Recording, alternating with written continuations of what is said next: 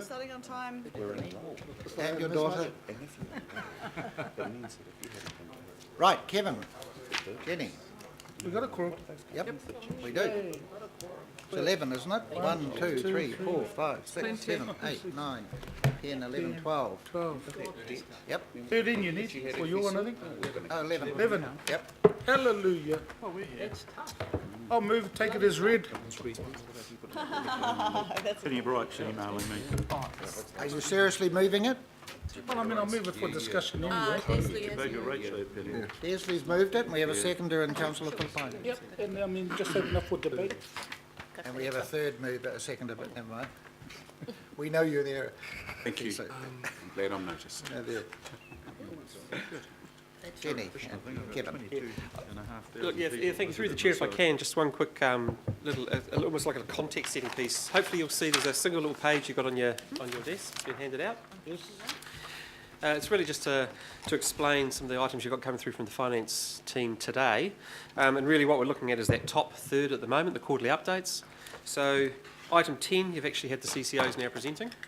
So, bearing in mind what they were doing was presenting on their own entities. What we've now got is item 11, so I'll be handing over to Jenny just to talk you through that. That is the parent. So this is what Jenny's about to give you, is the quarterly performance update for Auckland Council organisation, the parent. And then after that, you'll see item 13, we'll have Francis Katana come along and talk about the group results for the quarter. So let's just give a context to these three items you had on today, and then I'll touch on the next ones as we get to those items, the audit ones. So we just tried to give some flow there for people. Okay. So yep, so CCO's parent, and then we'll just pull it all together for the group with Francis next. Okay. So thanks for that. It's a short presentation. I'll hand over to Jenny now. Do you want to save that one? Thank you, Kevin. Good afternoon, councillors. So as Kevin mentioned, we're presenting the first quarter results for the parent entity.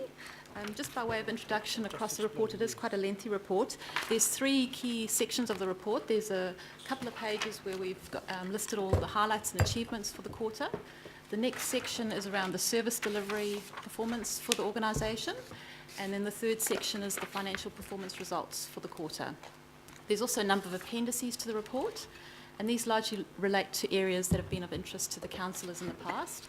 So there's a detailed section on KPIs, there's some economic information, a treasury report, professional services expenditure, Lagoima. We've also got a special report this time on waste solutions. There were a number of queries at the last quarterly meeting, and there have been a lot of changes in terms of recycling and inorganic service delivery, so we've got an update in that area. And there's also customer service information and data management report. And we do have Nigel King from Customer Services and Ian Stupple from Waste Solutions available here to answer any questions you may have in relation to those areas. Okay, so moving on to the next slide. That just gives you a bit of a snapshot of some of the key highlights and achievements over the quarter. Just mention the one in the middle there, the Moody's and Standard & Poor's credit rating. So our credit ratings were reaffirmed, and that's obviously a strong result for the council. Okay, the next two slides give you an overview of our performance measure results across our long-term plan performance measures.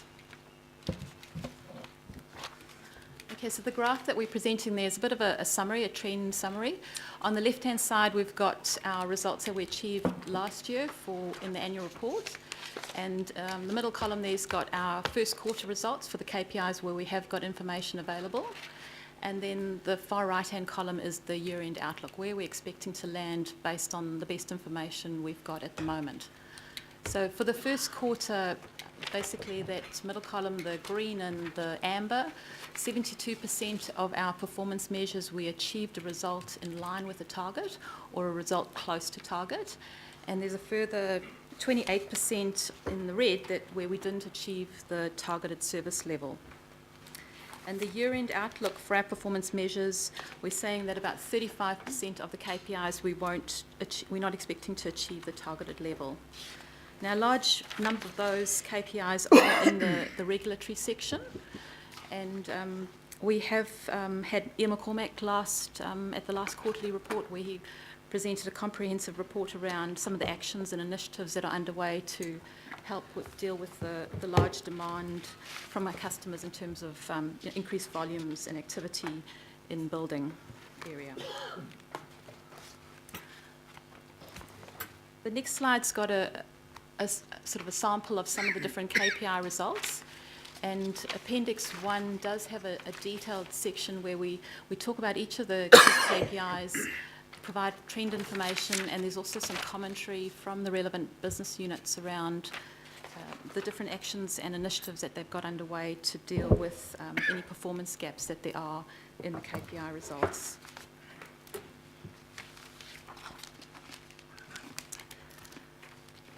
Moving on to the next slide, capital expenditure and debt management. So for the first quarter, we've completed $89 million worth of capital expenditure investment. That's representing about 16% of the capital program for the year. The forecast at this stage was that we'd deliver about 90% of the capital program for the year. There are some risks across a number of projects, for example, in the commercial property portfolio where there could be delays. And as the year progresses, we will provide further updates and information around where we're expecting to land for year end. The debt management information, so at the first quarter end, we're at $7.4 billion total borrowings, and that is aligning to our annual plan projections.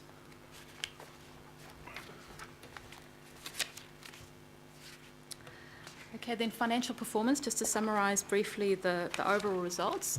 So the bottom line net surplus for the first quarter is unfavourable result. We're $67 million unfavourable compared to budget.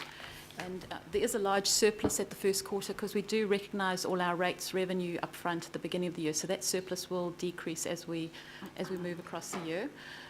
Just focusing on the grey highlighted line that I've got in the middle there of the page, that's our operating surplus, and that result is a favourable result for the first quarter. We're $24 million favourable compared to budget. And the outlook, the year-end outlook there is that we're forecasting that we will stay within our budgeted amounts for the year. The line underneath the operating result is a non-operating area, which is the unfavourable piece. Now, there's an unfavourable variance of $91 million, and that's where we have our derivatives, the Treasury derivatives, where we fair value those, and that tend to be a jump around depending on what's happening in the global markets. Now, the result for October and November, we have actually seen a movement favourable away from that result. So it's looking better as the year's progressing. So the year-end outlook there, we've put it as amber. It is dependent on those global markets, and there's some uncertainty around the fair value of the derivatives.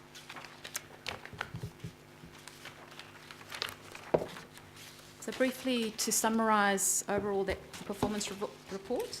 So no areas of material concern for the first quarter report. 72% of our performance measures, we've achieved the targeted service level or a result close to target. The net operating financial results is on track with $24 million favourable variance to budget. We've completed 16% of the capital program for the year, and as mentioned, there are some risks around the delivery of the full program for the year. And the debt levels at $7.4 billion are in line with annual plan projections. We'll take any questions. Danny, the capital expenditure, so we have a 570 investment program, and we're going to project to get to 90% of that. Does that mean we're actually successfully investing 90% of 570, or 90% of the projects that were worth 570 before but could have escalated to 670? Because clearly we're getting escalating costs, concrete, there's a whole host of things. Through the chair. The answer is basically it's 90% of $570 million. If you remember, there was the discussion around the Central Risk Fund. So what it's done is the contingency from all those individual projects are taken out on a pooled basis. The 5%, is it? Yeah, yep. And if there's a justifiable reason why a project is going to go over budget because of not scope change, but because of things like geotechnical conditions found or other things are identified, they can approach the Central Risk Fund and ask for some of that portion. So no, this is basically 90% of the $570 million of projects being delivered. Councillor Casey. Kevin, some regulatory measures not expected to achieve year-end target due to high customer demand. Which regulatory measures were those? So we've got, I've actually listed them at the beginning of the report in the executive summary. So building consent and resource consent processing times, for example, customer satisfaction with building control service delivery, percentage of high-risk alcohol premises inspected annually. That was my next question. Yeah, so those are examples. Those are some of the examples of the KPIs where we're not expecting to achieve the targeted service level in the LTP. So is there what's the ongoing effect of that in terms of, do we get complaints if we don't achieve those? What's the effect of that not happening? Any flow-on effects to any other parts of council? Oh, look, yeah, there are bound to be some complaints coming in because of non-performance. That's why, for instance, in the building consent area, we heard from Ian McCormick about what they're attempting to do there, such as, they're doing remuneration reviews. They're actually sourcing people from overseas. They've got some inspectors to come from Canada to actually fill the shortcomings there. There's also the system and process side. So new core, consenting made easy. So it's going to change the fundamental processes to simplify it. So there's a bit of a lag between when we actually invest the money in those systems, processes or people, and they actually start to flow through. But look, yeah, short-term implication will be if we're not meeting some of those 20-day timeframes, then there are bound to be some concerns raised. Well, the licence and timeframe is a bit of a worry, actually. There's a reason why the target's at 100%. Could you talk about that? High-risk alcohol premises inspected annually. Or you expect a rush at the end to catch up? Or? Well, there is a program also to roll it through during the year to approach all of those organisations. So there is a program during the year which will be rolled out. I can't give any more detail than that, unfortunately. No.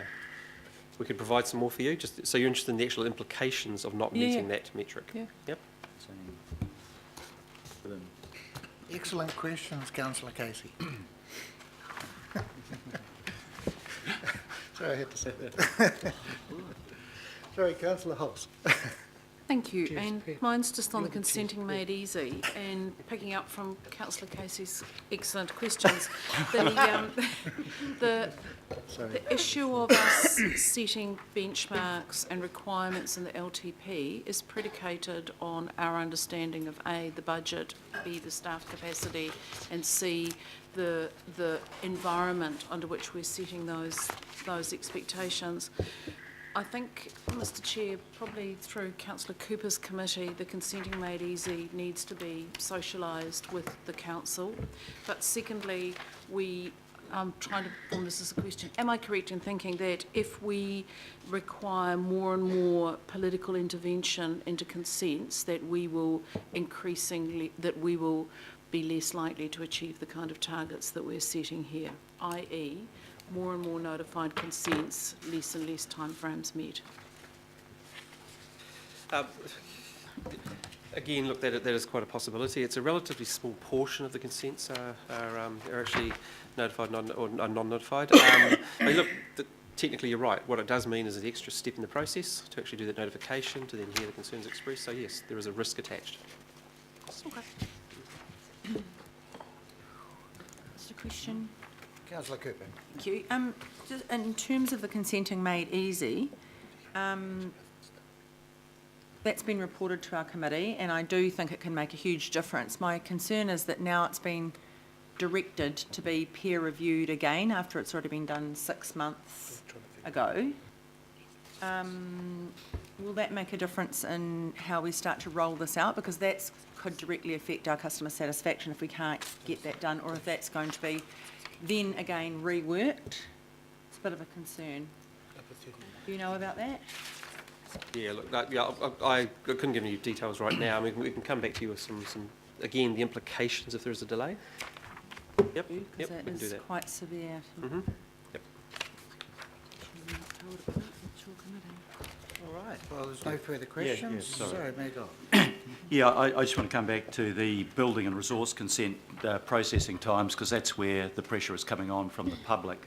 The figure that worried me most, I guess, is on page 164, percentage of non-notified resource consent applications processed within 20 working days. In the first quarter of 2017, that drops to 88%. And I was wondering why that, the building consents was much closer to the mark. That was 97%, but the resource consents seem to be the area where we're suffering most in terms of delivering to expectation. Can you explain that? Are you with me? This is 56, item 56 on page 164, the graph. Yeah, the resource consents area is an area where there's been a huge increase in the volumes of activity. And, I mean, that's really the reason that's impacted on the processing times.